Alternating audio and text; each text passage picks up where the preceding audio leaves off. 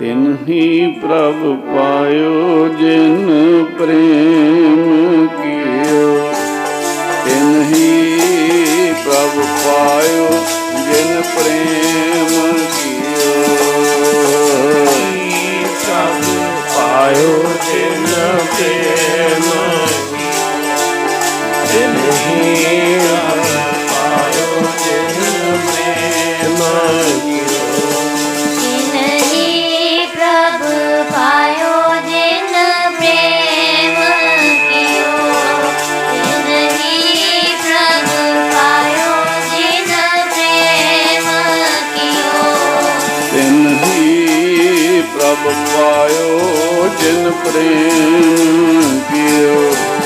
तिन्ही प्रभ पायो जिन प्रेम कियो।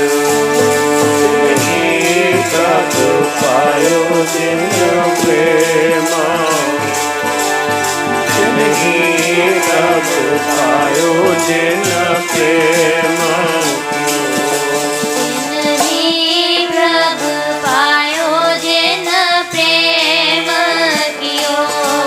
तिन्ही प्रभ पायो जिन प्रेम कियो। प्रेम कियो प्रेम कियो। प्रेम कियो जिन प्रेम कियो। जिन प्रेम कियो जिन प्रेम कियो। जिन प्रेम कियो जिन प्रेम कियो। प्रेम कियो जिन प्रेम कियो। जिन प्रेम कियो जिन प्रेम कियो। प्रेम कियो प्रेम कियो।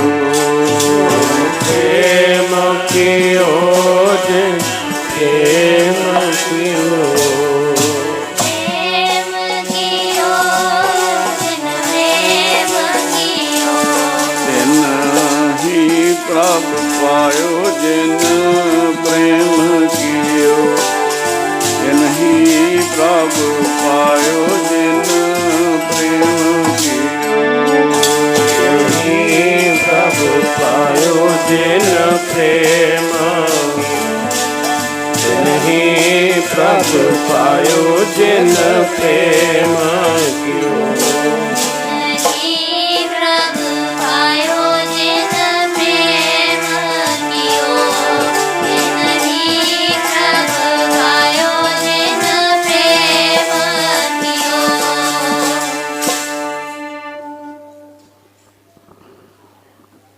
कहा पयो जो दो लोचन मूंद के बैठ रहो बक ध्यान लगायो। नाथ फिरियो लिए सात समुंदर लोक गयो पुरलोक गवायो। बास कियो बिख्यान सो बैठ के ऐसे ही ऐसो बैस बतायो।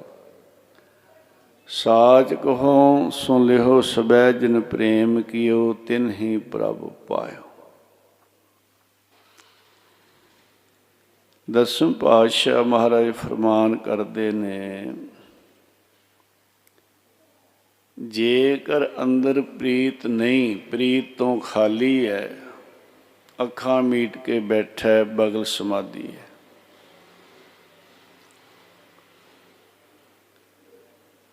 धन गुरु ग्रंथ साहिब महाराज का फरमान है अत सुंदर कुलीन चतर मुख ज्ञानी भगवंत धनवंत। अत सुंदर पंज गुण हैं वड्डे दुनिया दे। सारे संसार दे विच अत सुंदर रूपवंत होवे। कई बार तुसी टैलीविजन ते सुनते हो जां देखते हो पेपरां च पढ़ते हो।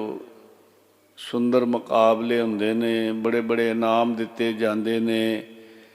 जिस रस्ते उसने लंघना होवे लखां लोग इकट्ठे हो जाते हैं।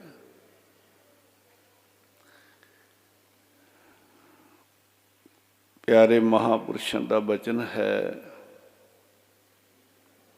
ਪ੍ਰੇਮੀਓ,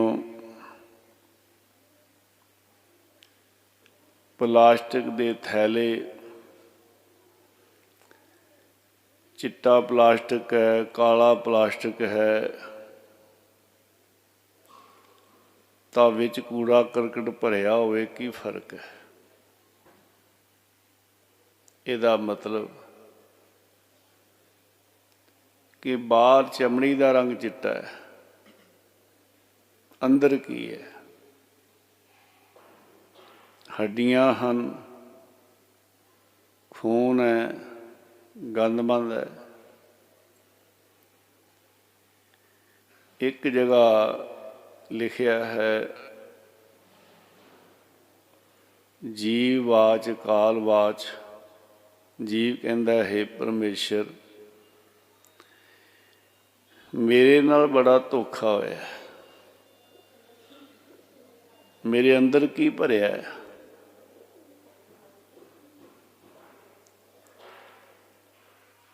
ਤੇ ਬਾਹਰਲੇ ਪਾਸਿਓਂ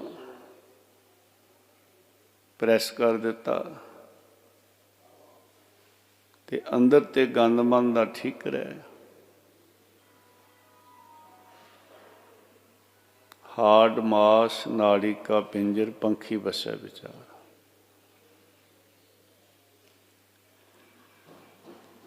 ਤੇ ਬਾਹਰੋਂ ਲੇਪਣ ਜਿਹਾ ਕਰ ਦਿੱਤਾ, ਮੇਰੇ ਨਾਲ ਧੋਖਾ ਨਹੀਂ। ਤੇ ਅਕਾਲ ਵਾਚ ਆਕਾਸ਼ ਬਾਣੀ ਹੋਈ, ਹੈ ਜੀਵ, ਮੈਂ ਤੇਰੇ ਤੇ ਬਹੁਤ ਤਰਸ ਖਾਧਾ। ਜੇ ਕਿਤੇ ਬਾਹਰੋਂ ਇਹ ਲੇਪਣ ਨਾ ਦਿੱਤਾ ਹੁੰਦਾ ਤੇ ਤੈਨੂੰ ਜਿਉਂਦੇ ਨੂੰ ਹੀ ਕੀੜਿਆਂ ਨੇ ਖਾ ਜਾਣਾ ਸੀ, ਜੇ ਬਾਹਰ ਇਹ ਸਫਾਈ ਨਾ ਕੀਤੀ ਹੁੰਦੀ।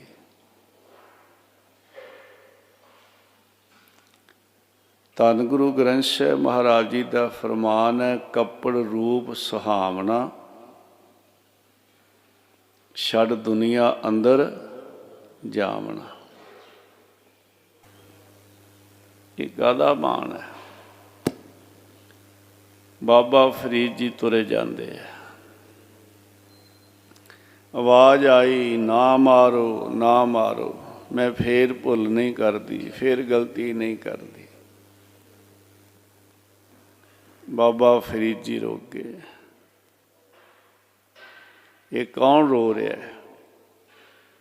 ਦੇਖਿਆ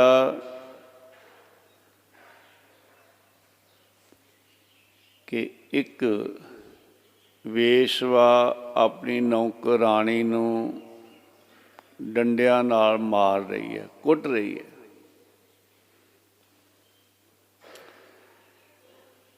ਕਿ ਆ ਜਿਹੜਾ ਸੁਰਮਾ ਹੈ, ਕੱਜਲ ਹੈ, ਇਹ ਮੋਟਾ ਰਹਿ ਗਿਆ ਤੇ ਤੂੰ ਇਹਨੂੰ ਬਰੀਕ ਕਿਉਂ ਨਹੀਂ ਕੀਤਾ? ਮੇਰੀਆਂ ਅੱਖਾਂ 'ਚੋਂ ਪਾਣੀ ਜਾ ਰਿਹਾ, ਰੜਕ ਰਿਹਾ ਅੱਖਾਂ 'ਚ।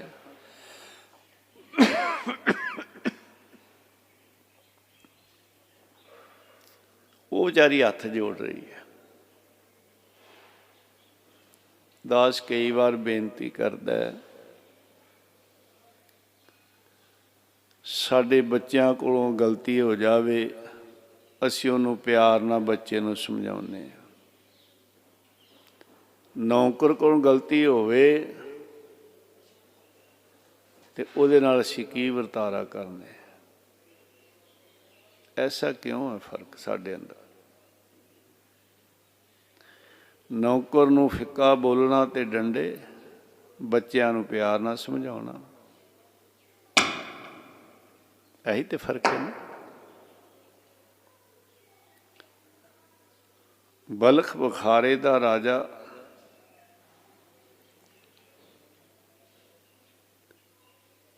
ਫੁੱਲਾਂ ਦੀ ਛੇਜ ਤੇ ਸੌਂਦਾ ਤੇ ਜਿਹੜੀ ਦਾਸੀ ਰੋਜ਼ ਫੁੱਲਾਂ ਦੀ ਛੇਜ ਵਿਛਾਉਂਦੀ ਸੀ ਨਾ, ਉਹਦੇ ਇੱਕ ਮਨ 'ਚ ਖਿਆਲ ਆਉਂਦਾ ਸੀ ਵੀ ਇਹਦੇ ਉੱਤੇ ਪੈਣ ਨਾਲ ਕਿੰਨਾ ਕੁ ਸੁੱਖ ਮਿਲਦੇ ਹੋਗਾ, ਕਿੰਨਾ ਕੁ ਆਰਾਮ ਮਿਲਦੇ ਹੋਗਾ ਸਰੀਰ ਨੂੰ। ਤੇ ਜਿਹੜਾ ਖਿਆਲ ਮਨੁੱਖ ਦੇ ਅੰਦਰ ਬਾਰ ਬਾਰ ਆਵੇ ਨਾ, ਉਹ ਇੱਕ ਦਿਨ ਕਰਮ ਕਰ ਹੀ ਲੈਂਦਾ। ਚੰਗੇ ਖਿਆਲ ਆਉਣਗੇ ਤੇ ਚੰਗਾ ਕਰਮ, ਮਾੜੇ ਖਿਆਲ ਆਉਣਗੇ ਤੇ ਮਾੜਾ ਕਰਮ ਇੱਕ ਦਿਨ ਕਰ ਹੀ ਲੈਣਾ ਨੇ। ਇਹ ਮਨ ਜੈਸਾ ਸੇਵੇ ਤੈਸਾ ਹੋਵੇ ਤੇ ਵੇਹ ਕਰਮ ਕਮਾਏ। ਜਿਹੜੇ ਬਾਰ-ਬਾਰ ਖਿਆਲ ਆਉਣਗੇ ਫਿਰ ਇੱਕ ਦਿਨ ਹੋ ਜਾਣ ਚੰਗਾ ਜਾਂ ਮਾੜਾ। ਖਿਆਲ ਆਇਆ ਮੈਂ ਥੋੜ੍ਹੀ ਦੇਰ ਪੈ ਕੇ ਦੇਖ ਲਾਂ, ਫੁੱਲਾਂ ਦੀ ਛੇਜ 'ਤੇ ਪੈ ਗਈ ਤੇ ਇੰਨੇ ਨੂੰ ਥੋੜ੍ਹੀ ਦੇਰ 'ਚ ਰਾਜਾ ਆ ਗਿਆ ਤੇ ਸੌਂ ਗਈ ਇੱਕਦਮ, ਭੁੱਲ ਗਈ ਵਿਚਾਰੀ। ਰਾਜੇ ਨੇ ਕਿਹਾ, ਹੈ ਇਹਦੀ ਔਕਾਤ ਕੀ ਹੈ, ਇਹਦੀ ਕਿਵੇਂ ਹਿੰਮਤ ਪੈ ਗਈ। ਇਸ ਰਾਜੇ ਨੇ ਡੰਡਾ ਫੜ ਲਿਆ ਤੇ ਥਾੜ ਥਾੜ ਮਾਰਨਾ ਸ਼ੁਰੂ ਕੀਤਾ। ਇਹ ਰੋਣ ਲੱਗ ਪਈ, ਬਹੁਤ ਰੋਈ।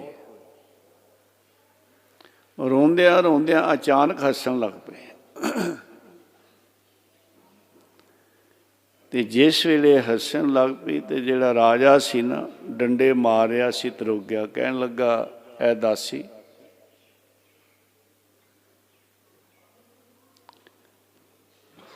ਤੂੰ ਪਹਿਲਾਂ ਰੋਈ, ਮੈਂ ਡੰਡੇ ਮਾਰ ਰਿਹਾ ਸੀ, ਪਰ ਅਚਾਨਕ ਤੂੰ ਹੱਸਣ ਕਿਉਂ ਲੱਗ ਪਈ।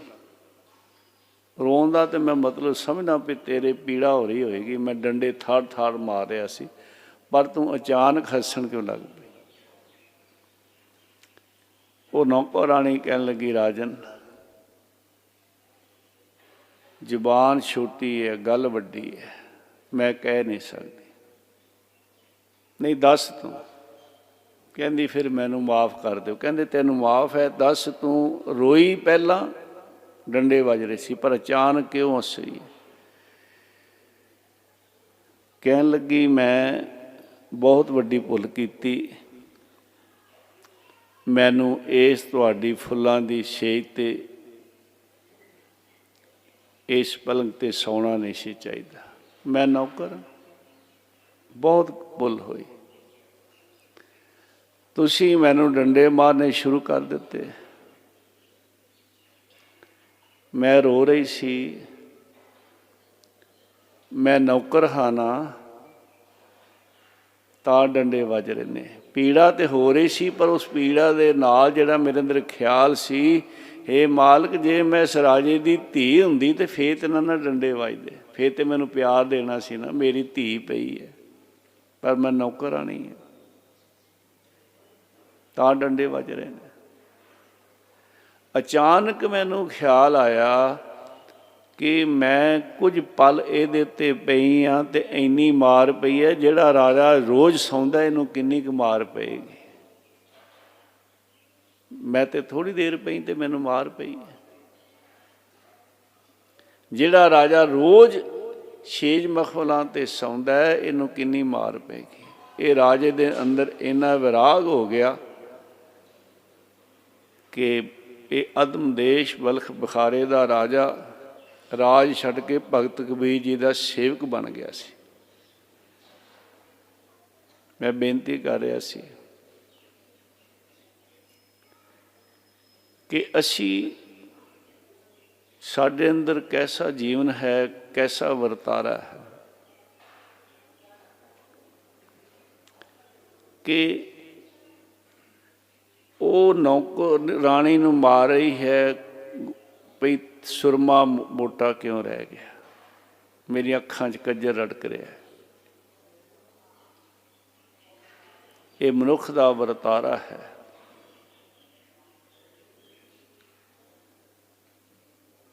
ਜੇ ਨੌਕਰ ਹੈ, ਉਹਦਾ ਦੁੱਖ ਸੁੱਖ ਦੇਖਣਾ, ਉਹਦੇ ਨਾਲ ਵੀ ਪਿਆਰ ਕਰਨਾ।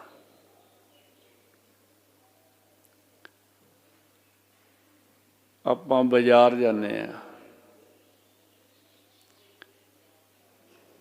ਚਾਹੇ ਸਾਡੇ ਬੱਚਿਆਂ ਕੋਲ ਕਿੰਨੇ ਕੱਪੜੇ ਹੋਣ, ਤੇ ਕੋਈ ਚੰਗਾ ਕੱਪੜਾ ਨਜ਼ਰ ਆਉਂਦਾ, ਖਿਆਲ ਆਉਂਦਾ ਮੈਂ ਆਪਣੇ ਬੱਚੇ ਵਾਸਤੇ ਇਹ ਕੋਟ ਲੈ ਜਾਵਾਂ ਜਾਂ ਆਹ ਕੱਪੜਾ ਲੈ ਜਾਵਾਂ। ਕਦੇ ਇਹ ਵੀ ਖਿਆਲ ਆਇਆ ਕਿ ਨੌਕਰ ਬੜਾ ਕੰਮ ਕਰਦਾ ਤੇ ਉਹਦੇ ਵਾਸਤੇ ਵੀ ਲੈ ਜਾਵਾਂ। ਵਿਰਲੇ ਹਨ ਪਿਆਰਿਓ, ਹੈਗੇ ਪਰ ਵਿਰਲੇ ਨੇ। ਬਾਬਾ ਫਰੀਦ ਜੀ ਨੇ ਦੇਖਿਆ ਉਹ ਰੋ ਰਹੀ ਹੈ ਦਾਸੀ ਕਿ ਮੇਰੇ ਕੋਲੋਂ ਗਲਤੀ ਹੋ ਗਈ ਹੈ। ਥੋੜਾ ਸਮਾਂ ਗੁਜ਼ਰਿਆ ਤੇ ਬਾਬਾ ਫਰੀਦ ਜੀ ਕਬਰਸਤਾਨ ਦੇ ਕੋਲੋਂ ਦੀ ਲੰਘ ਰਹੇ ਨੇ। ਕੀ ਦੇਖਿਆ ਕਿ ਕਬਰਸਤਾਨ ਵਿੱਚ ਜਿਹੜੀਆਂ ਝਾੜੀਆਂ ਹਨ, ਉੱਥੇ ਇੱਕ ਮਨੁੱਖ ਦਾ ਸਿਰ ਹੈ ਤੇ ਉਹਦੇ ਵਿੱਚ ਪੰਛੀਆਂ ਨੇ ਆਲਣਾ ਪਾਇਆ ਤੇ ਜਿੱਥੇ ਅੱਖਾਂ ਹੁੰਦੀਆਂ ਨੇ ਉੱਥੋਂ ਉਸ ਜਗ੍ਹਾ ਰਾਹੀਂ ਆਂਡਿਆਂ ਚੋਂ ਜਿਹੜੇ ਬੱਚੇ ਨਿਕਲੇ ਸਨ, ਪੜ੍ਹ ਰਹੇ ਸਨ, ਉਹ ਅੱਖਾਂ ਵਾਲੀ ਜਗ੍ਹਾ ਤੋਂ ਬਾਹਰ ਨੂੰ ਚੁੰਝਾਂ ਕੱਢ ਰਹੇ ਨੇ। ਬਾਬਾ ਫਰੀਦ ਜੀ ਦੇਖਣ ਲੱਗ ਪਏ, ਇਸ ਰੂਹ ਦਾ ਤੇ ਜਿਹੜਾ ਹਾਲ ਮਾੜਾ ਹੋਏਗਾ, ਇਹਦੇ ਸਰੀਰ ਦੀ ਆ ਦੁਰਦਸ਼ਾ ਕਿਵੇਂ ਹੋ ਰਹੀ ਹੈ? ਇਹ ਕੌਣ ਹੈ? ਅਨੁਭਵ ਨਾਲ ਦੇਖਿਆ ਕਿ ਜਿਹੜੀ ਡੰਡੇ ਮਾਰ ਰਹੀ ਸੀ, ਜਿਹੜੀ ਕਹਿ ਰਹੀ ਸੀ ਕਿ ਕੱਜਲ ਮੋਟਾ ਰਹਿ ਗਿਆ, ਇਹ ਉਹਦਾ ਸਿਰ ਹੈ। ਜਾਨਵਰਾਂ ਨੇ ਕਬਰਸਤਾਨ ਚੋਂ ਤਾਂ ਕੱਢ ਲੈਂਦੇ ਜਾਨਵਰ। ਤੇ ਉੱਥੇ ਫਿਰ ਬਾਬਾ ਫਰੀਦ ਜੀ ਉਚਾਰਨ ਕਰ ਰਹੇ ਨੇ, ਸਾਨੂੰ ਸਮਝਾ ਰਹੇ ਨੇ। ਆ ਹੀ ਹੈ ਨਾ ਅੱਜ ਕੀ ਹਾਲ ਹੋਇਆ। ਇਹ ਰੂਪ ਦਾ ਮਾਣ ਕਰਦੀ ਸੀ। ਪੰਜ ਕਿਸਮ ਦਾ ਮਾਣ ਹੁੰਦਾ, ਰਾਜਮਾਰ ਰੂਪ ਜਾਤ ਜੋਬਨ ਪੰਜੇ ਠੱਗ। ਤੇ ਬਾਬਾ ਫਰੀਦ ਜੀ ਕਹਿੰਦੇ ਅੱਜ ਦੇਖੋ ਹਾਲ ਇਹਦਾ ਕੀ ਹੋਇਆ। ਸਾਹਿਬ ਕਹਿੰਦੇ ਕੱਪੜ ਰੂਪ ਸੁਹਾਵਣਾ, ਛੱਡ ਦੁਨੀਆ ਅੰਦਰ ਜਾਵਣਾ। ਅਤ ਸੁੰਦਰ। ਮਾਣ ਕਾਹਦਾ ਕਰਦਾ? ਪਰ ਮਹਾਰਾਜ ਕਹਿੰਦੇ ਜੇ ਮਾਲਕ ਨੇ ਗੁਣ ਦਿੱਤੇ ਹੈ, ਗੁਣ ਕਿਸੇ ਅੰਦਰ ਹੋਵੇ। ਅਤ ਸੁੰਦਰ, ਕੁਲੀਨ, ਉੱਚੀ ਕੁਲ ਦਾ ਹੋਵੇ, ਚਤਰ। ਚਤਰ ਪਤਾ ਕਿਹੜੇ ਹੁੰਦੇ ਆ? ਜਿਹੜੇ ਝੂਠ ਦਾ ਸੱਚ ਬਣਾ ਕੇ ਰੱਖ ਦੇਣ ਪਿਆਰਿਆ। ਵੀ ਬਹੁਤ ਚਤਰ, ਚਲਾਕ। ਅਤ ਸੁੰਦਰ, ਕੁਲੀਨ, ਚਤਰ, ਮੁਖ ਗਿਆਨੀ। ਮੁਖ ਗਿਆਨੀ ਕਹਿੰਦੇ ਚੁੰਚ ਗਿਆਨੀ। ਅੰਦਰੋਂ ਖਾਲੀ ਹੈ, ਬਾਹਰ ਵਿਦਿਆ ਬਹੁਤ ਹੈ। ਚਾਹੇ ਵੱਡੇ ਤੋਂ ਵੱਡਾ ਵਿਦਵਾਨ ਹੋਵੇ ਭਾਈ, ਮੁੱਖ ਗਿਆਨੀ। ਇੱਥੇ ਗੰਗਾ ਹੈ ਗਿਆਨੀ, ਚੁੰਚ ਗਿਆਨੀ। ਕਿਉਂਕਿ ਕਈ ਬਹੁਤ ਜ਼ਿਆਦਾ ਪੜ੍ਹਾਈ ਕਰ ਲੈਂਦੇ ਆ, ਪਰ ਵਿਚਾਰ ਕਰਨੀ ਹੈ। ਕੀ ਮੈਂ ਰੱਟੇ ਲਾ ਰਿਹਾ ਦੂਸਰਿਆਂ ਨੂੰ ਸੁਣਾਉਣ ਵਾਸਤੇ, ਦੂਸਰਿਆਂ ਨੂੰ ਖੁਸ਼ ਕਰਨ ਵਾਸਤੇ, ਦੁਨੀਆ ਦੀ ਵਾਹਵਾ ਖੱਟਣ ਵਾਸਤੇ, ਜਾਂ ਆਪਣੇ ਵਾਸਤੇ? ਇਹੀ ਫਰਕ ਹੈ ਆਮ ਮਨੁੱਖ ਵਿੱਚ, ਆਮ ਵਿਦਵਾਨਾਂ ਵਿੱਚ ਤੇ ਗੁਰਮੁਖਾਂ ਵਿੱਚ ਪਿਆਰੇ। ਜਿਹੜੇ ਗੁਰਮੁਖ ਜਨ ਹਨ ਨਾ, ਉਹ ਦੁਨੀਆ ਦੀ ਵਾਹਵਾ ਵਾਸਤੇ ਰੱਟੇ ਨਹੀਂ ਲਾਉਂਦੇ। ਉਹ ਤਾਂ ਆਪਣੇ ਉੱਤੇ ਘਟਾਉਂਦੇ ਆ।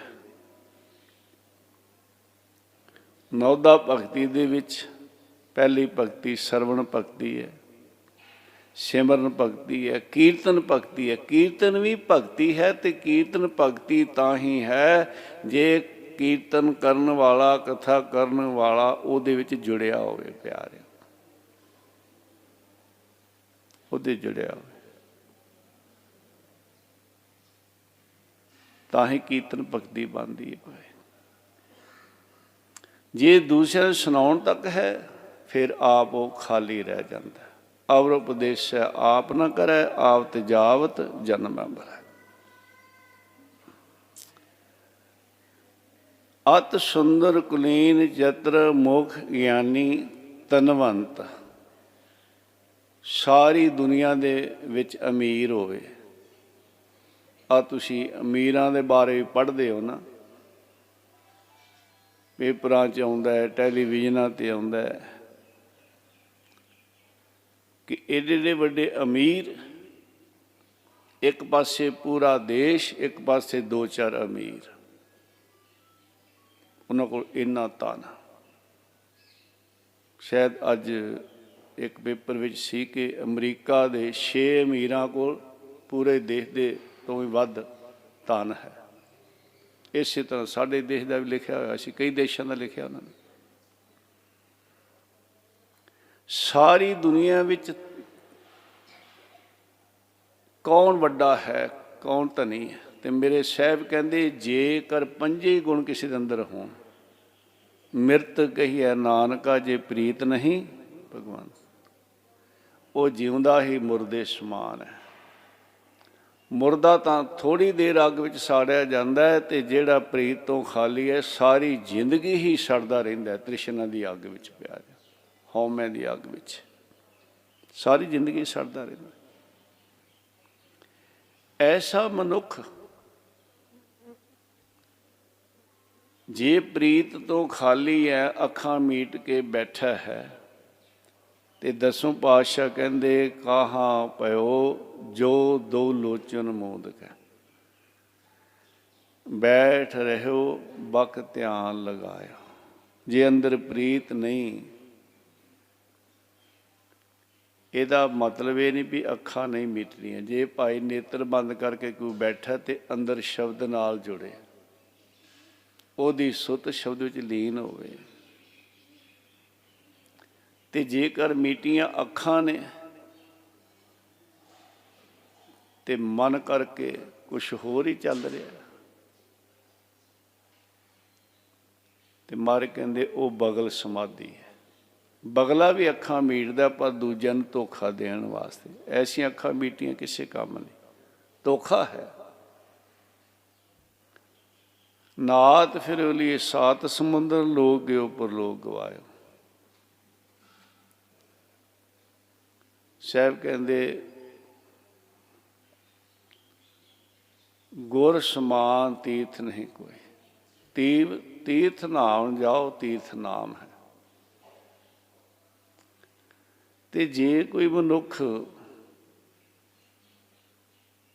ਮਾਰੇ ਕਹਿੰਦੇ ਤੀਰਥ ਦੀ ਗੱਲ ਛੱਡੋ, ਸਮੁੰਦਰ ਦਾ ਪਾਣੀ ਕਿੰਨਾ ਹੈ। ਨਾਤ ਫਿਰਿਓ ਲੀਏ ਸਾਤ ਸਮੁੰਦਰ,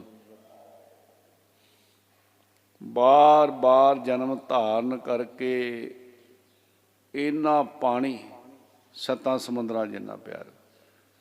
ਦੋ ਹੈ ਕਿ 7 ਸਮੁੰਦਰਾਂ ਦੇ ਚਾਹੇ ਜਾ ਕੇ ਨਹਾਉਂਦਾ ਰਹੇ। ਦੂਸਰਾ ਕਿ ਇੰਨੇ ਜਨਮ ਧਾਰਨ ਕਰ ਲਵੇ,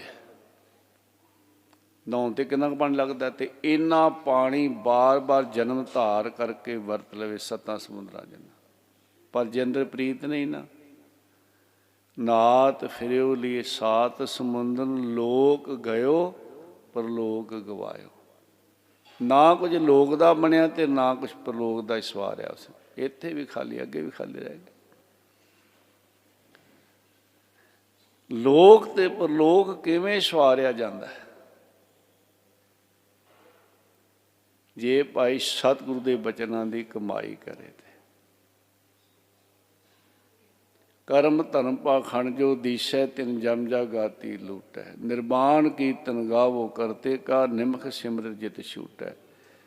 ਸੰਤ ਹੋ ਸਾਗਰ ਪਾਰ ਉਤਰੀਏ। ਇਹ ਜਿਹੜਾ ਸੰਸਾਰ ਸਾਗਰ ਹੈ ਨਾ, ਇਹ ਜਿਹੜਾ ਭਵਜਲ ਹੈ, ਇਹ 'ਚ ਸੰਸਾਰ ਗੋਤੇ ਖਾ ਰਿਹਾ ਹੈ। ਹੁਣ ਜੇ ਕਿਤੇ ਸਾਨੂੰ ਜ਼ਿੰਦਗੀ ਵਿੱਚ ਪਾਣੀ 'ਚ ਗੋਤੇ ਆਏ ਹੋਣ ਨਾ, ਤੇ ਫਿਰ ਪਤਾ ਹੈ। ਜਿਹਨੂੰ ਤਰਨਾ ਨਹੀਂ ਆਉਂਦਾ, ਤੇ ਕਿਤੇ ਗਹਿਰੇ ਪਾਣੀ 'ਚ ਪੈਰ ਰੱਖਿਆ ਜਾਵੇ ਤੇ ਗੋਤੇ ਆਉਣ, ਤੇ ਉੱਥੇ ਸਾਹ ਕਿੰਨਾ ਔਖਾ ਹੁੰਦਾ, ਤੇ ਫਿਰ ਪਤਾ ਲੱਗਦਾ ਵੀ ਕੀ ਹਾਲਤ ਹੈ। ਇਸ ਤੋਂ ਵੀ ਅਨੇਕ ਗੁਣਾ ਦੁੱਖ ਹੈ ਇਸ ਭਵਜਲ ਵਿੱਚ ਗੋਤੇ ਖਾਂਦਿਆਂ। ਤੇ ਕਿੰਨਾ ਕੁ ਸਮਾਂ ਹੋ ਗਿਆ, ਫਿਰਤ ਫਿਰਤ ਬਹੁਤੇ ਯੁੱਗ ਹਾਰੇ। ਸਾਨੂੰ ਬਾਕੀ ਗੱਲਾਂ, ਦੁਨਿਆਵੀ ਗੱਲਾਂ ਸੋਚਣ ਦਾ ਬੜਾ ਸਮਾਂ ਹੈ, ਪਰ ਇਹਦੀ ਵੀ ਵਿਚਾਰ ਕਰ ਲਈਏ ਭਾਈ। ਦਾਸ ਕਈ ਵਾਰ ਬੇਨਤੀ ਕਰਦਾ ਹੈ, 24 ਘੰਟੇ 'ਚ ਇੱਕ ਵਾਰ ਜ਼ਰੂਰ ਵਿਚਾਰ ਕਰੋ। 24 ਘੰਟੇ 'ਚ ਮੈਂ ਕਿੰਨਾ ਸਮਾਂ ਗਵਾਇਆ, ਕਿੰਨਾ ਲੇਖੇ ਲਾਇਆ। ਆਸ ਹੀ ਜਦੋਂ ਕਿਸੇ ਵੱਲ ਇੱਕ ਉਂਗਲ ਕਰਨੇ ਆ ਨਾ, ਬਾਕੀ ਉਂਗਲਾਂ ਆਪਣੇ ਵੱਲ ਹੋ ਜਾਂਦੀਆਂ ਨੇ, ਹੁੰਦੀਆਂ ਨੇ ਨਾ ਕੁਦਰਤੀ। ਜਦੋਂ ਇੱਕ ਉਂਗਲ ਐਂ ਕਰੋ ਤਾਂ ਬਾਕੀ ਸਭ ਆਪਣੇ ਵੱਲ। ਪਰ ਅਸੀਂ ਜਿਹੜੀਆਂ ਆਪਣੇ ਵੱਲ ਉਂਗਲਾਂ ਹੁੰਦੀਆਂ ਉਹਦਾ ਨਹੀਂ ਸੋਚਦੇ, ਦੂਜੇ ਵੱਲ ਉਂਗਲ ਕਰਨੇ ਆ, ਦੂਜੇ ਵੱਲ ਦੇਖਦੇ ਆ। ਆਪਣੇ ਵੱਲ ਦੇਖੀਏ। ਕਿੰਨਾ ਸਮਾਂ ਲੇਖੇ ਲੱਗ ਰਿਹਾ, ਕਿੰਨਾ ਅਸੀਂ ਗਵਾ ਲਿਆ। ਸਮਾਂ ਫਟਾਫਟ ਜ਼ਿੰਦਗੀ ਲੰਘਦੀ ਜਾਂਦੀ ਹੈ, ਫਟਾਫਟ। ਸਭ ਕਾਲ ਦੀ ਚੈਨ ਤੇ ਚੜ੍ਹੇ ਹੋਏ ਹੈ। ਦੂਜਿਆਂ ਦੀ ਅਰਥੀਆਂ ਮੋਢਿਆਂ ਤੇ ਚੱਕ ਚੱਕ ਲਈ ਜਾਂਦਾ। ਕੀ ਕਦੀ ਸੋਚਦਾ ਕਦੀ ਮੇਰਾ ਵੀ ਸਮਾਂ ਆਏਗਾ। ਤਿੰਨਾਂ ਪਿਆਰਿਆਂ ਭਾਈਆਂ ਅੱਗੇ ਦਿੱਤਾ ਬੰਨ, ਵੇਖੋ ਬੰਦਾ ਚੱਲਿਆ 4 ਜਣਿਆਂ ਦੇ ਕੰਨ। ਪਰ ਦੂਜਿਆਂ ਨੂੰ ਸਮਝਦਾ ਜਾਣਾ, ਆਪ ਤੇ ਜਿਵੇਂ ਜਾਣਾ ਹੀ ਨਹੀਂ ਇਹਨੇ, ਰਾਵਣ ਵਾਂਗੂ। ਰਾਵਣ ਵੀ ਕਹਿੰਦਾ ਸੀ ਮੈਂ ਨਹੀਂ ਜਾਣਾ, ਕਾਲ ਪਾਵੇ ਨਾਲ ਬੰਨ ਲਿਆ। ਪਰ ਆਖਰੀ ਸਮੇਂ ਰੋਇਆ ਸੀ ਤਾਂ ਮਾਰ ਮਾਰ। ਵਿਚਾਰ ਕਰਨੀ ਹੈ, ਕਿੰਨਾ ਸਮਾਂ ਲੇਖੇ ਲਾਇਆ, ਕਿੰਨਾ ਗਵਾਇਆ। ਮੇਰੇ ਸਾਹਿਬ ਸਮਝਾਉਂਦੇ ਨੇ, ਫਿਰਤ ਫਿਰਤ ਬਹੁਤੇ ਜੁਗ ਹਾਰਿਓ, ਮਾਸ ਦੇਹ ਲਹੀ ਨਾਨਕ ਕਹਿਤ ਮਿਲਨ ਕੀ ਬਰੀਆ, ਸਿਮਰਤ ਕਹਾ ਨਹੀਂ। ਯੁੱਗਾਂ ਦੇ ਯੁੱਗ ਹੋ ਗਏ ਆ ਭਾਈ, ਯੁੱਗਾਂ ਦੀ ਵੀ ਗਿਣਤੀ ਨਹੀਂ। ਹੁਣ ਦੁੱਖ ਦੀ ਤੇ ਘੜੀ ਵੀ ਨਹੀਂ ਲੰਘਦੀ। ਆ ਜਦੋਂ ਕਿਤੇ ਬਿਪਤਾ ਬਣੀ ਹੋਵੇ ਨਾ, ਤੇ ਇੱਕ ਰਾਤ ਸਾਲਾਂ ਵਰਗੀ ਹੋ ਜਾਂਦੀ ਹੈ। ਤੇ ਹੁਣ ਯੁੱਗਾਂ ਦੇ ਯੁੱਗ ਹੋ ਗਏ ਭਾਈ। ਸਾਨੂੰ ਇਸ ਭੌਜਲ ਵਿੱਚ ਗੋਤੇ ਖਾਂਦਿਆਂ ਤੇ ਹੁਣ ਸਮਾਂ ਮਿਲਿਆ ਜੀ। ਹੁਣ ਇਸ ਜਹਾਜ਼ ਤੇ ਇਸ ਬੇੜੇ ਤੇ ਚੜ੍ਹ ਜਾਈਏ। ਇਹੋ ਭਵਜਲ ਜਦ ਸੰਸਾਰ ਹੈ, ਗੁਰ ਬੋਇਥ ਨਾਮ ਤਰਾਏ, ਗੁਰ ਸਿੱਖੀ ਭਾਣਾ ਮੰਨਿਆ, ਗੁਰ ਪੂਰਾ ਪਾਰ ਲੰਘਾਏ। ਸਮਰੱਥ ਗੁਰੂ ਪਾਰ ਕਰ ਦਿੰਦਾ ਹੈ ਇਸ ਸੰਸਾਰ ਸਮੁੰਦਰ ਤੋਂ। ਪਿਆਰੋ, ਸੰਸਾਰ ਗੋਤੇ ਖਾ ਰਿਹਾ ਇਹਦੇ ਵਿੱਚ, ਹੋਰ ਨਹੀਂ ਕਿਸੇ ਨੇ ਕੱਢਣਾ।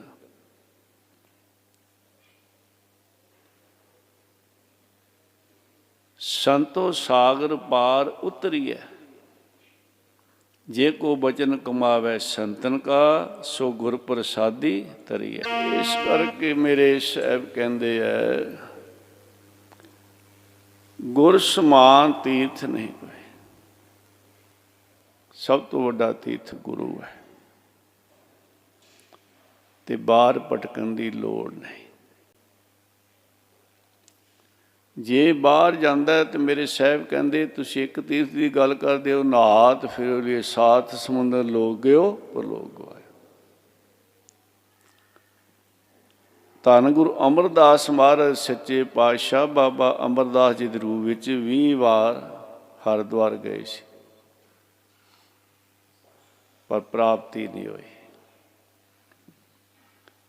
ਜਦੋਂ ਧੰਨ ਗੁਰੂ ਅੰਗਦ ਸਾਹਿਬ ਮਹਾਰਾਜ ਦੀ ਸਪੁੱਤਰੀ ਬੀਬੀ ਅਮਰੋ ਜੀ ਤੋਂ ਗੁਰਬਾਣੀ ਸਰਵਣ ਕੀਤੀ, ਤੇ ਪਿਆਰਿਓ ਫਿਰ ਗੁਰੂ ਅੰਗਦ ਸਾਹਿਬ ਦੀ ਸ਼ਰਨ ਵਿੱਚ ਗਏ ਬੀਬੀ ਅਮਰੋ ਜੀ ਦੇ ਨਾਲ। ਦੇਖੋ,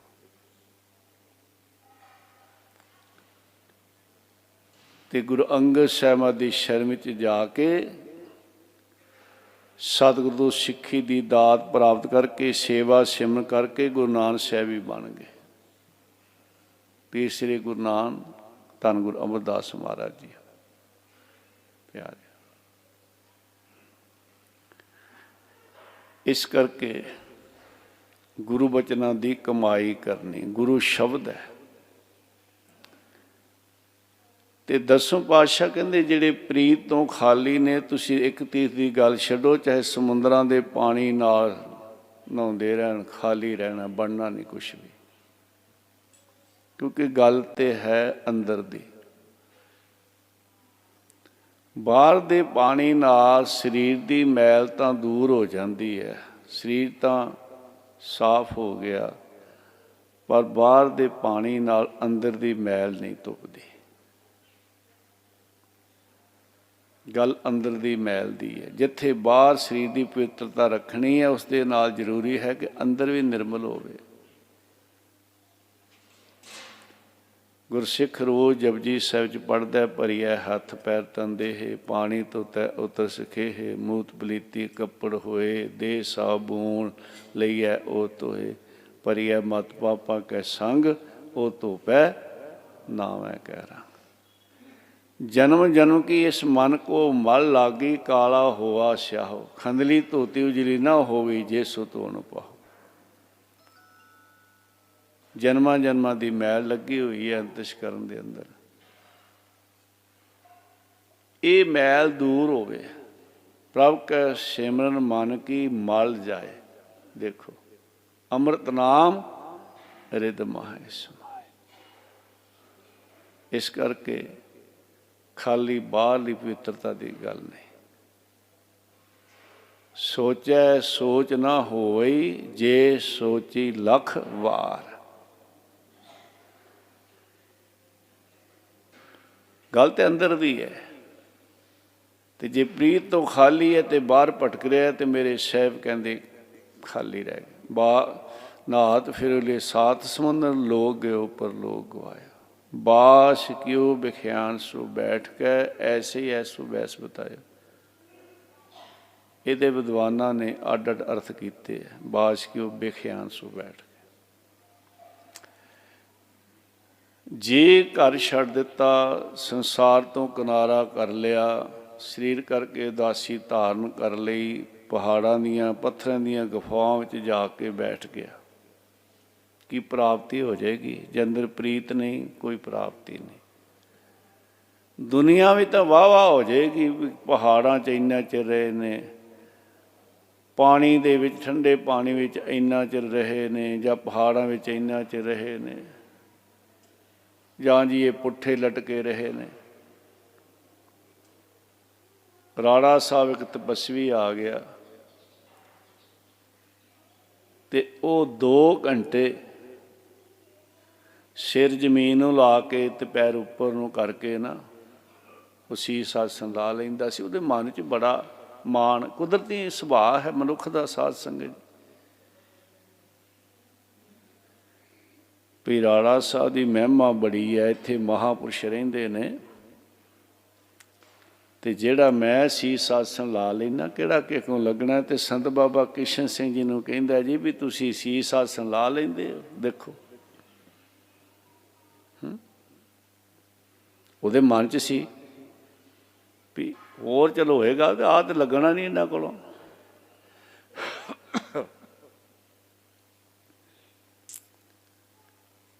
ਖੈਰ ਗੁਰਸਿੱਖੀ ਵਿੱਚ ਕਸ਼ਟਯੋਗ ਸਾਧਨ ਨਹੀਂ। ਉਹ ਹੁਣ ਸੰਤ ਬਾਬਾ ਕਿਸ਼ਨ ਸਿੰਘ ਜੀ ਜਿਹੜੇ ਭੋਰਾ ਸਾਲੇ ਮਹਾਂਪੁਰਸ਼ ਹੋਏ ਨੇ ਨਾ, ਹੁਣ ਉਹ ਵੀ ਘੱਟ ਨਹੀਂ ਸਨ ਸੰਤ ਬਾਬਾ ਤੇਜਾ ਸਿੰਘ ਜੀ। ਤੇ ਸੰਤ ਬਾਬਾ ਤੇਜਾ ਸਿੰਘ ਨੂੰ ਕਹਿਣ ਲੱਗੇ, ਹੁਣ ਉਹਨੂੰ ਇਹ ਸੀ ਵੀ ਮੈਂ ਲਾ ਲੈਣਾ 2 ਘੰਟੇ, ਤੇ ਇਸ਼ਾਰਾ ਕੀਤਾ ਮਹਾਂਪੁਰਸ਼ਾਂ ਸੰਤ ਬਾਬਾ ਕਿਸ਼ਨ ਸਿੰਘ ਜੀ ਨੇ ਵੀ ਤੁਸੀਂ, ਉਹ ਕਹਿੰਦੇ ਜੀ 8 ਘੰਟੇ ਮੈਂ ਲਾ ਲੈਣਾ। 8 ਘੰਟੇ ਲੈ, ਉਹ ਤਪਸਵੀ ਤੇ ਲਾਉਂਦਾ ਸੀ 2 ਘੰਟੇ, ਤੇ ਬਾਬਾ ਤੇਜਾ ਸਿੰਘ ਜੀ ਮਹਾਂਪੁਰਸ਼ ਕਹਿੰਦੇ ਵੀ 8 ਘੰਟੇ ਮੈਂ ਵੀ ਲਾ ਲੈਣਾ। ਇੱਕ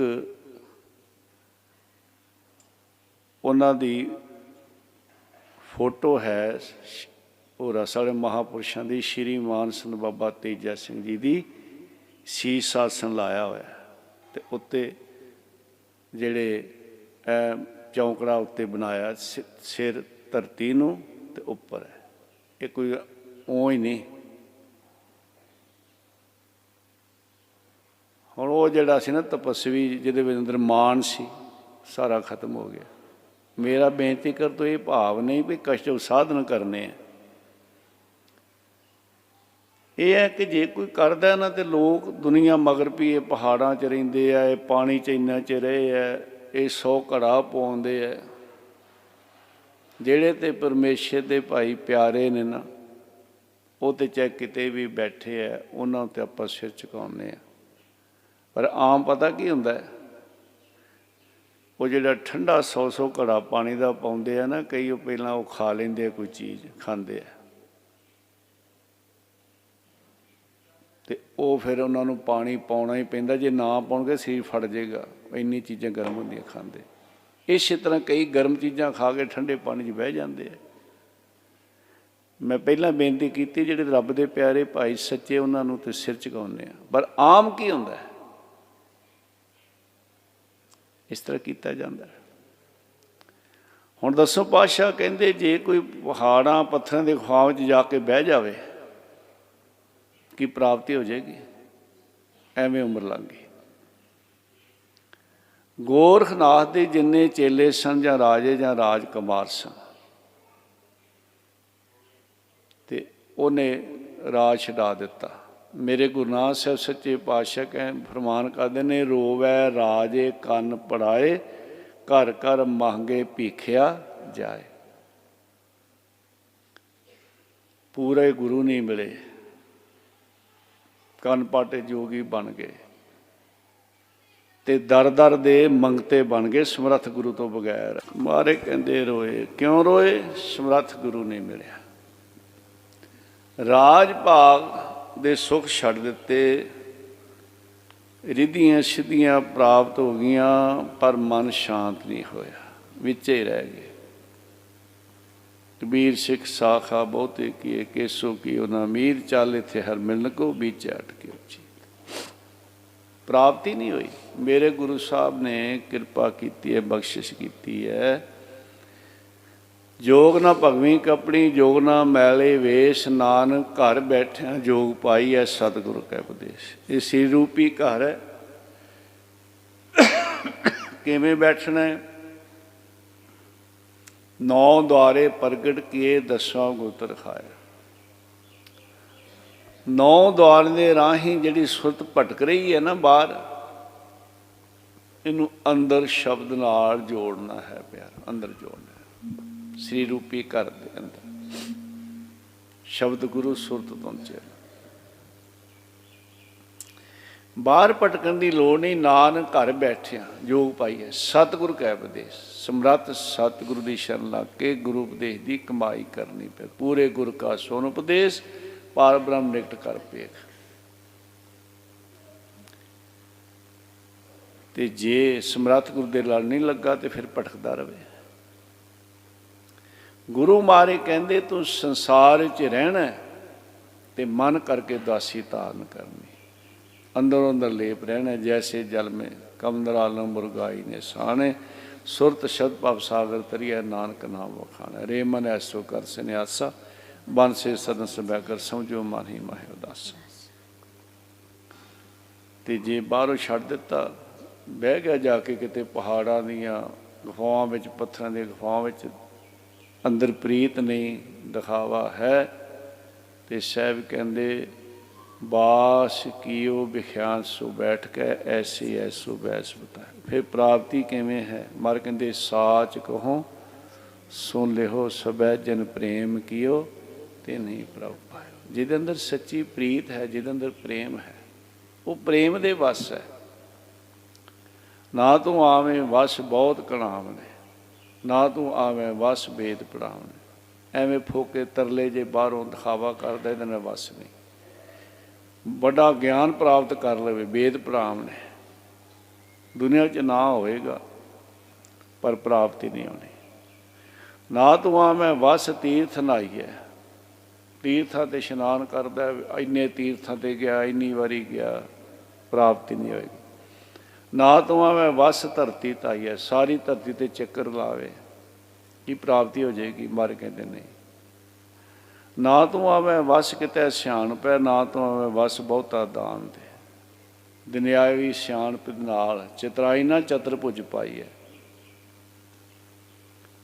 ਅਰਦਾਸ ਨੇ ਪਿਛਲੇ ਦੁਆਨ 'ਤੇ ਬੇਨਤੀ ਕੀਤੀ ਸੀ ਕਿ ਪਿਆਰਿਓ, ਮਹਾਂਪੁਰਸ਼ਾਂ ਦਾ ਬਚਨ ਹੈ ਕਿ ਸਭ ਤੋਂ ਭੋਲਾ ਰੱਬ ਹੈ, ਸਭ ਤੋਂ ਭੋਲਾ, ਸਭ ਤੋਂ ਭੋਲਾ ਰੱਬ ਹੈ। ਦੇਖੋ, ਤੇ ਫਿਰ ਉਹਦੀ ਬਖਸ਼ਿਸ਼ ਲੈਣ ਵਾਸਤੇ ਸਾਰੀਆਂ ਚਲਾਕੀਆਂ ਛੱਡਣੀਆਂ ਪੈਣੀਆਂ। ਭੋਲੇ ਭਾਵ ਮਿਲੈ ਰਗਰਾਇਆ, ਉੱਥੇ ਚਲਾਕੀ ਨਹੀਂ ਚੱਲਦੀ। ਦੁਨੀਆ ਚਲਾਕੀਆਂ ਚੱਲ ਜਾਂਦੀਆਂ, पर ਉਹਦੇ ਦਰ ਤੇ ਚਲਾਕੀ ਨਹੀਂ ਚੱਲਦੀ। ਚਤਰਾਈ ਨਾ ਚਤੁਰਭੁਜ ਪਾਈ ਹੈ, ਚਲਾਕੀਆਂ ਨਾਲ ਨਹੀਂ ਰੱਬ ਮਿਲਦਾ ਭਾਈ। ਦੁਨਿਆਵੀ ਸਿਆਣ ਸਹਿ ਸਿਆਣਪਾ ਲੱਖ ਹੋਏ, ਇੱਕ ਨਾ ਚੱਲੇ ਨਾਲ। ਉੱਥੇ ਤੇ ਆਪਣੇ ਆਪ ਨੂੰ ਖਾਲੀ ਕਰਨਾ ਪੈਂਦਾ ਹੈ, ਜਿਹਦੇ ਅੰਦਰ ਪ੍ਰੀਤ ਹੈ, ਪ੍ਰਤੀਤ ਹੈ। ਤੇ ਭੋਲੇ ਦਾ ਮਤਲਬ ਕਿਤੇ ਉਹ ਹੀ ਨਾ ਸਮਝ ਲਓ ਵੀ ਜਿਹਨੂੰ ਕੋਈ ਅਕਲ ਨਾ ਹੋਵੇ, ਦਿਮਾਗ ਲਿਆਵੇ ਵੀ ਇਹ ਭੋਲਾ। ਨਹੀਂ ਨਹੀਂ ਪਿਆਰਿਓ, ਜਿਹੜੇ ਗੁਰਮੁਖ ਜਨ ਹੁੰਦੇ ਨੇ ਨਾ,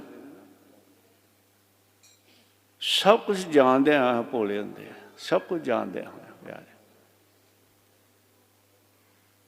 ਤੇ ਭੋਲੇ ਦਾ ਮਤਲਬ ਇਹ ਨਹੀਂ ਵੀ ਅੰਦਰੋਂ ਹੋਰ ਤੇ ਬਾਹਰੋਂ ਹੋਰ ਨੇ। ਸਭ ਕੁਝ ਜਾਣਦਿਆਂ ਹੋਇਆਂ ਅੰਦਰ ਅਰਦਾਸ ਹੈ, ਨਾਨਕ ਨਾਮ ਚੜ੍ਹਦੀ ਕਲਾ ਤੇਰੇ ਭਾਣੇ ਸਰਬੱਤ। ਇਹ ਮਾਲਕ ਤੇਰੀ ਰਚਨਾ ਹੈ, ਨਾ ਕੋ ਮੂਰਖ ਨਾ ਕੋ ਸਿਆਣਾ, ਵਰਤੈ ਸਭ ਕੁਛ ਤੇਰਾ ਭਾਣਾ। ਇਹ ਤੇਰਾ ਖੇਲ ਹੈ। ਪ੍ਰੀਤ ਜਿਨ ਪ੍ਰੇਮ ਕਿਉ ਤਿਨ ਹੀ ਪ੍ਰਭ ਪਾਇਓ। ਭਾਈ ਲਾਲੋ ਜੀ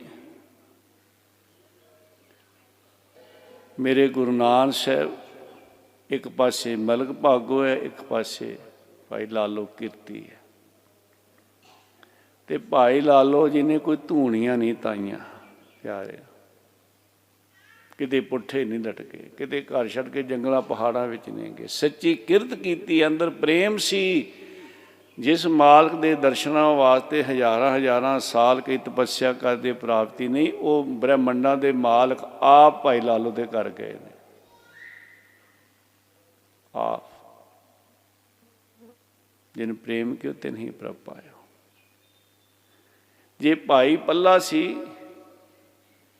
ਤੇ ਸੱਚਾ ਪਿਆਰ ਕੀਤਾ ਧੰਨ ਗੁਰੂ ਹਰਗੋਬਿੰਦ ਸਾਹਿਬ ਮਹਾਰਾਜ ਨਾਲ, ਕੋਈ ਤਪ ਸਾਧਨ ਨਹੀਂ ਕੀਤੇ।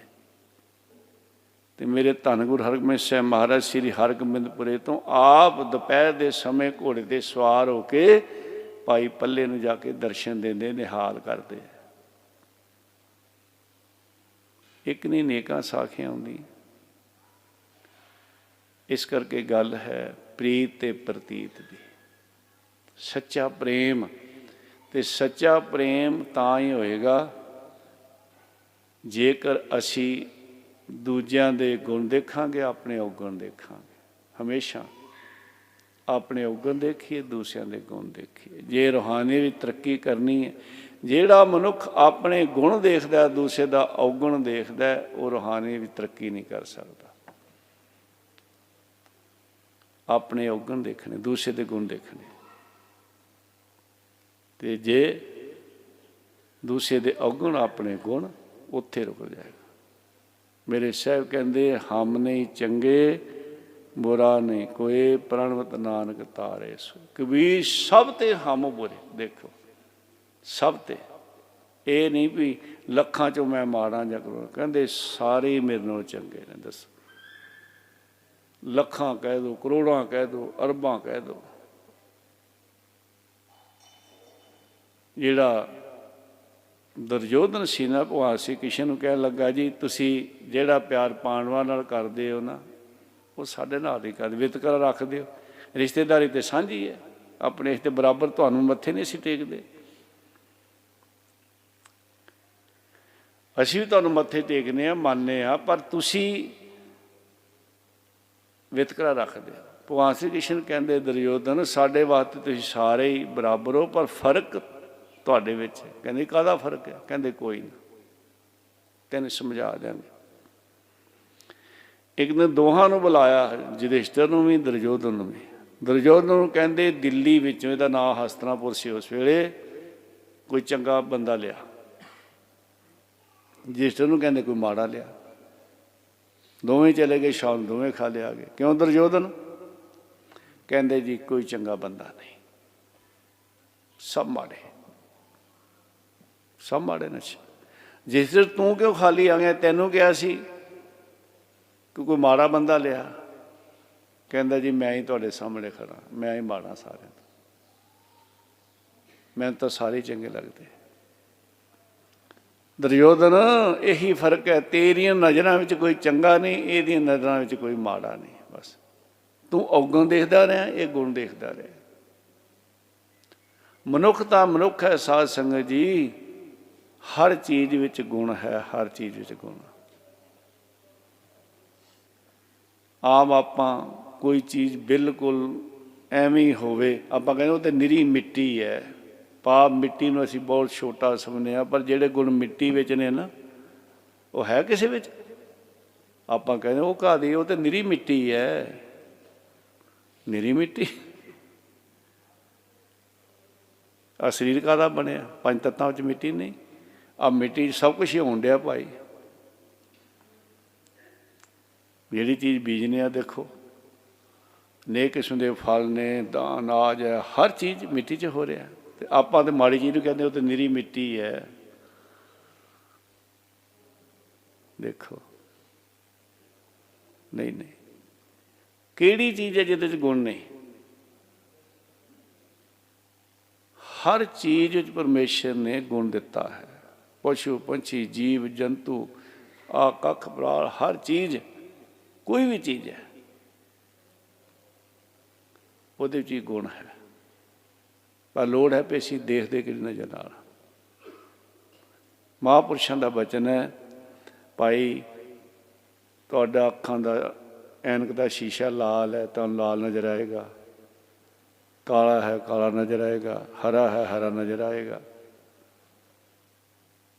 ਤੇ ਸਾਫ਼ ਹੈ ਤੇ ਸਾਫ਼ ਨਜ਼ਰ ਆਏਗਾ। ਅੱਜ ਛੋਟੇ ਬੱਚੇ ਨਹੀਂ ਹੁੰਦੇ, ਜਦੋਂ ਬਾਹਰ ਮੇਲੇ ਜਾਂਦੇ ਛੋਟੇ ਛੋਟੇ ਬੱਚੇ, ਤੇ ਹੁਣ ਤੇ ਬੱਚਿਆਂ ਦੀਆਂ ਮੰਗਾਂ ਹੀ ਬੜੀਆਂ ਵੱਡੀਆਂ। ਅੱਜ ਤੋਂ 50 ਸਾਲ 60 ਸਾਲ ਪਹਿਲਾਂ ਨਾ ਬੱਚੇ ਨੂੰ 4 ਕਾਨੇ ਘਰ ਤੋਂ ਮਿਲਦੇ ਸੀ, ਉਹਦਾ ਮੇਲਾ ਹੋ ਜਾਂਦਾ ਸੀ। ਵੈਸੇ 4 ਆਨੇ ਵੀ ਘੱਟ, 2 ਕਾਨੇ ਨਾਲ ਕੰਮ ਚੱਲ ਜਾਂਦਾ। ਕਿਵੇਂ ਹੈ? ਉਹ ਛੋਟੇ ਛੋਟੇ ਬੱਚੇ ਇੱਕ ਤੇ ਟਗੇ ਆਨੇ ਦੀ ਬੰਸਰੀ ਲੈ ਲੈਂਦੇ ਸੀ, ਇੱਕ ਐਨਕ ਲੈ ਲੈਂਦੇ ਸੀ, ਉਹ ਮਾੜੀ ਜਿਹੀ ਹੁੰਦੀ ਸੀ। ਬਸ ਉਹ ਲਾ ਲੈਣੀ, ਜੇ ਉਹ ਲਾਲ ਜਿਹਾ ਪੜਦਾ ਤੇ ਲਾਲ ਨਾ ਨਜ਼ਰ ਆਉਣਾ, ਹਰਾ ਤੇ ਹਰਾ ਨਜ਼ਰ ਆਉਣਾ ਭਾਈ। ਬਾਕੀ ਉਹਨੇ ਆਨੇ ਦੁਆਨੇ ਦਾ ਖਾ ਪੀ ਲੈਣਾ, ਬਸ ਮੇਲਾ ਬਣ ਗਿਆ। ਉਹ ਹੁਣ ਸ਼ੀਸ਼ਾ ਸਾਡਾ ਆਪਣਾ ਕਿਵੇਂ ਹੈ? ਅਸੀਂ ਕੀ ਦੇਖ ਰਹੇ ਹਾਂ? ਗੱਲ ਤੇ ਆਪਣੀ ਹੈ। ਜੇ ਸਾਡਾ ਮਨ ਮੈਲਾ ਹੈ ਨਾ, ਤੇ ਸਾਨੂੰ ਸਭ ਕੁਛ ਮਾੜਾ ਨਜ਼ਰ ਆਏਗਾ। ਤੇ ਜੇ ਆਪਣਾ ਮਨ ਨਿਰਮਲ ਹੋ ਗਿਆ, ਇਹੋ ਵਿਸ ਸੰਸਾਰ ਤੁਮ ਦੇਖਦੇ, ਇਹੋ ਹਰ ਕਾ ਰੂਪ ਹੈ, ਰੂਪ ਨਦਰੀ ਆਇਆ। ਤੇ ਭਾਈ ਜਦੋਂ ਆਪਣਾ ਮਨ ਨਿਰਮਲ ਹੋ ਜਾਏਗਾ ਨਾ, ਫਿਰ ਸਭ ਇੱਕ ਹੀ ਨਜ਼ਰ ਆਏਗਾ। ਬੇਨਤੀ ਮੈਂ ਕਰ ਰਿਹਾ ਸੀ ਕਿ ਰੂਹਾਨੀਅਤ ਵਿੱਚ ਤਰੱਕੀ ਤਾਂ ਹੀ ਹੋਣੀ ਹੈ ਜੇ ਆਪਣੇ ਔਗੁਣ ਦੇਖੇ, ਦੂਸਰੇ ਦੇ ਗੁਣ ਦੇਖੇ। ਬਾਬਾ ਫਰੀਦ ਜੀ, ਫਰੀਦਾ ਅੱਜ ਨਾ ਸੁੱਤੀ ਕਾਂਸਿਓ, ਅੰਗ ਮੁੜੇ ਮੁੜ ਜਾਏ। ਜਾਏ ਪੁੱਛੋ ਦੁਹਾਗਣੀ, ਤੁਮ ਕਿਉਂ ਰਹਿਣ ਵਿਹਾਏ, ਤੈਨੂੰ ਕਿਉਂ ਰਹਿਣ ਵਿਹਾਏ? ਕਹਿੰਦੇ ਅੱਜ ਮਨ ਜੁੜਿਆ ਨਹੀਂ ਉਸ ਮਾਲਕ ਦੀ ਯਾਦ, ਪਰਮੇਸ਼ਰ ਦੀ ਭਗਤੀ ਵਿੱਚ। ਇੰਨੀ ਪੀੜਾ। ਤੇ ਕਹਿੰਦੇ ਮੈਂ ਉਹਨਾਂ ਨੂੰ ਪੁੱਛਣਾ ਜਿਨ੍ਹਾਂ ਦਾ ਆ ਜੀਵਨ ਰੂਪੀ ਰਹਿਣ ਸਾਰੀ ਜ਼ਿੰਦਗੀ ਲੰਘ ਜਾਂਦੀ ਹੈ, ਰੱਬ ਨੂੰ ਯਾਦ ਕੀਤੇ ਤੋਂ ਬਿਨਾਂ ਹੀ ਉਹ ਕਿਵੇਂ ਜਿਉਂਦੇ ਨੇ, ਕਿਵੇਂ ਤੁਰੇ ਫਿਰਦੇ ਨੇ। ਉਹ ਮੇਰੇ ਕੋਲ ਤੇ ਅੱਜ ਥੋੜ੍ਹਾ ਸਮਾਂ ਅੱਗੇ ਪਿੱਛੇ ਹੋ ਰਿਹਾ, ਮਾਲਕ ਨਾਲ ਜੁੜਿਆ ਨਹੀਂ, ਮੇਰਾ ਆਹ ਹਾਲ ਹੋਇਆ ਪਿਆ। ਤੁਸੀਂ ਸਾਰੀ ਜ਼ਿੰਦਗੀ ਕਿਵੇਂ ਕੱਢ ਲਈ ਰੱਬ ਉਹਦੀ ਯਾਦ ਤੋਂ ਬਗੈਰ, ਜੀਵਨ ਰੂਪੀ ਰਹਿਣ? ਕਦੀ ਆਪਾਂ ਵੀ ਸੋਚਿਆ ਕਿੰਨਾ ਸਮਾਂ ਲੰਘ ਰਿਹਾ ਭਾਈ, ਕਿੰਨਾ ਸਮਾਂ ਲੰਘ ਰਿਹਾ। ਤੇ ਜੇ ਤਰੱਕੀ ਕਰਨੀ ਹੈ, ਕਬੀਰ ਸਭ ਤੇ ਹਮ ਬੁਰੇ, ਹਮ ਤਜ ਭਲੋ ਸਭ ਕੋਈ। ਕਹਿੰਦੇ ਮੈਨੂੰ ਛੱਡ ਕੇ ਸਾਰੇ ਹੀ ਚੰਗੇ ਨੇ ਭਾਈ। ਜਿਨ ਐਸਾ ਕਰ ਬੁਝਿਆ, ਮੀਤ ਹਮਾਰਾ ਸੋਏ। ਦਾਸ ਤੋਂ ਪਹਿਲਾਂ ਵਿਚਾਰ ਹੋ ਰਹੀ ਸੀ ਰੱਬ ਦੇ ਪਿਆਰਿਆਂ ਦੀ ਸੰਗਤ ਦੀ। ਤੇ ਜੇ ਉਹਨਾਂ ਦੀ ਸੰਗਤ ਕਰਨੀ ਹੈ ਐਸੇ ਗੁਰੂ ਜਨਾਂ ਦੀ, ਤੇ ਇੱਥੇ ਫਿਰ ਸਭ ਕੁਛ ਮਾਣ ਤਾਣ ਛੱਡ ਕੇ ਆਉਣਾ ਪੈਂਦਾ ਭਾਈ। ਝੋਲੀ ਖਾਲੀ ਹੁੰਦੀ ਕਰੇ। ਕੂੜੇ ਰਸ ਜਿਹੜੇ ਸਾਡੇ ਅੰਦਰ ਨੇ, ਅਸੀਂ ਚਾਹੁੰਦੇ ਹਾਂ ਸਾਨੂੰ ਨਾਮ ਦਾ ਰਸ ਆ ਜਾਵੇ, ਪ੍ਰਾਪਤੀ ਹੋ ਜਾਵੇ, ਪਰ ਮੇਰੇ ਸਾਹਿਬ ਕਹਿੰਦੇ ਨੇ ਵੀ ਤੇਰਾ ਮਨ, ਤੇਰਾ ਅੰਦਰ ਕੂੜਿਆਂ ਰਸਾਂ ਨਾਲ ਭਰਿਆ ਹੈ, ਤੇ ਤੂੰ ਨਾਮ ਦਾ ਰਸ ਕਹਿੰਦਾ, ਰਸ ਕਿੱਥੋਂ ਆ ਜਾਏਗਾ? ਰਸ ਸੋਏ ਨਾ, ਇਹ 9 ਰਸ ਗਿਣੇ ਮਾਰੇ ਨੇ ਇੱਥੇ ਰਸ, ਪਰ ਇਹਦੇ ਵਿੱਚ ਵੀ ਇੱਕ ਵਿਚਾਰ ਹੈ ਵੀ ਉਹ ਰਸ ਨਾ ਬਣਨ, ਉਹਨਾਂ ਵਿੱਚ ਤੂੰ ਭੁੱਲੇ ਨਾ। ਕਈ ਵਾਰ ਤਾਂ ਹੁੰਦਾ ਵੀ ਇਹ ਚੀਜ਼ਾਂ ਤੇ ਹੈਗੀਆਂ, ਕੀ ਇਹਨਾਂ ਨੂੰ ਛੱਡ ਦੇਣਾ, ਚਲੇ ਜਾਣ? ਨਹੀਂ ਨਹੀਂ, ਨਿਰਲੇਪ ਰਹਿਣਾ, ਉਹ ਰਸ ਨਾ ਬਣੇ ਤੇ ਅੰਦਰੋਂ ਤੂੰ ਮਾਲਕ ਨਾਲ ਜੁੜਿਆ ਹੋਵੇਂ। ਜੇ ਰਸ ਬਣੇ ਨੇ ਤੇ ਫਿਰ ਨਾਮ ਦਾ ਰਸ ਨਹੀਂ ਆਉਣਾ। ਰਸ ਸੋਏ ਨਾ ਰਸ ਰੂਪਾ, ਕਾਮ ਰਸ ਪਰਮਲ ਕੀ ਵਾਸ, ਰਸ ਘੋੜੇ ਰਸ ਸੇਜਾ ਮੰਦਰ, ਰਸ ਮੀਠਾ ਰਸ ਮਾਸ, ਇਤੇ ਰਸ ਸਰੀਰ ਕੇ ਕਹਿ ਘਟ ਨਾਮ ਨਿਵਾਸ। ਇੱਥੇ ਨਾਮ ਦੀ ਗੱਲ ਕਰਦੇ। ਨਾਮ ਦਾ ਵਾਸਾ ਉੱਥੇ ਹੋਣਾ ਜਿੱਥੇ ਕੂੜੇ ਰਸ ਖਤਮ ਨੇ, ਤੇ ਉਹਦੇ ਵਾਸਤੇ ਕੀ ਕਰ, ਤੂੰ ਗੁਰੂ ਬਚਨਾਂ ਦੀ ਕਮਾਈ ਕਰ ਤੇ ਆਪਣੇ ਆਪ ਨੂੰ ਮੰਨ। ਕਬੀਰ ਸਭ ਤੇ ਹੰਬਰੇ, ਹਮ ਤਜ ਭਲੋ ਸਭ ਕੋਏ, ਜਿਨ ਐਸਾ ਕਰ ਬੁਝਿਆ ਮੀਤ ਹਮਾਰਾ ਸੋਏ। ਤੇ ਜਦੋਂ ਇਹ ਹੋਏਗਾ ਨਾ, ਫਿਰ ਮਾਲਕ ਦੀ ਖਿੱਚ ਪਏਗੀ, ਨਾਮ ਦੀ ਖਿੱਚ ਪਏਗੀ ਅੰਦਰ, ਫਿਰ ਅੰਦਰ ਸੱਚੀ ਪ੍ਰੀਤ ਹੋਏਗੀ, ਅੰਦਰ ਪ੍ਰੇਮ ਹੋਏਗਾ। ਇਹ ਸਾਰਾ ਸੰਸਾਰ ਉਹਦਾ ਰੂਪ ਹੈ।